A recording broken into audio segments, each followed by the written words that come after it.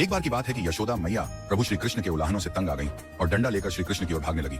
जब प्रभु ने अपनी मैया को क्रोध में देखा तो वह अपना बचाव करने के लिए भागने लगे। भागते भागते श्री कृष्ण एक कुम्हार के पास पहुंचे। कुम्हार तो अपने मिट्टी के घड़े बनाने में व्यस्त था, लेकिन जैसे ही कुम्हार ने श्री कृष्ण को देखा तो वह बहुत प्रसन्न हुआ। कुम्हार जानता था कि श्री कृष्ण साक्षात परमेश्वर हैं। तब प्रभु ने कुम्हार से कहा कि कुम्हार जी, आज मेरी मैया मुझ पर बहुत क्रोधित है। मैया डंडा लेकर मेरे पीछे आ रही है, भैया मुझे कहीं छुपा लो। तब कुम्हार ने श्री कृष्ण को एक बड़े से मटके के नीचे छिपा दिया। कुछ ही क्षणों में मैया यशोदा भी वहां आ गई और कुम्हार से पूछने लगी, क्यों रे कुम्हार, तूने मेरे कन्हैया को कहीं देखा है क्या? कुम्हार ने कह दिया, नहीं मैया, मैंने कन्हैया को नहीं देखा।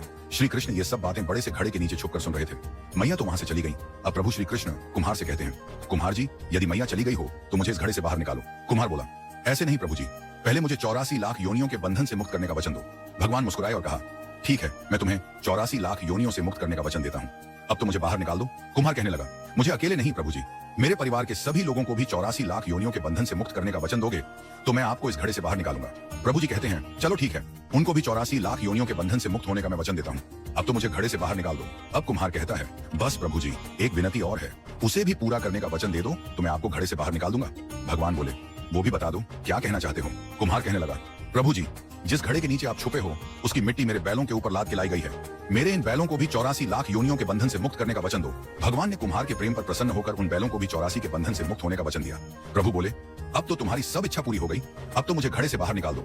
तब कुम्हार कहता है, अभी नहीं भगवान, बस एक अंतिम इच्छा और है, उसे भी पूरा कर दीजिए। और वो ये है, जो भी प्राणी हम दोनों के बीच के इस संवाद को सुनेगा उसे भी आप 84 लाख योनियों के बंधन से मुक्त करोगे। बस ये वचन दे दो तो मैं आपको इस घड़े से बाहर निकाल दूंगा।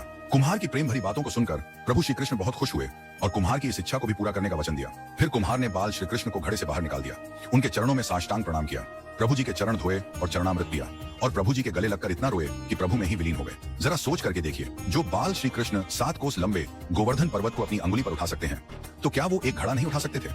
लेकिन बिना प्रेम रीझे नहीं नटवर नंदकिशोर। कोई कितने भी यज्ञ करे, अनुष्ठान करे, कितना भी दान करे, चाहे कितनी भी भक्ति करे, लेकिन जब तक मन में प्राणी मात्र के लिए प्रेम नहीं होगा, प्रभु श्री कृष्ण मिल नहीं सकते।